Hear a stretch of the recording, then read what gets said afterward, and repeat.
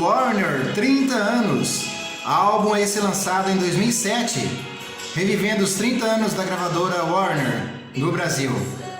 Com as canções Mexe Mexe, Festa de Rodeio, Talismã, Cerveja, Entre Tapas e Beijos, Pense em Mim, Índia, Luar do Sertão, Temporal de Amor, Sonho por Sonho, Desculpe, mas eu vou chorar. É por você que canto, Noite Feliz.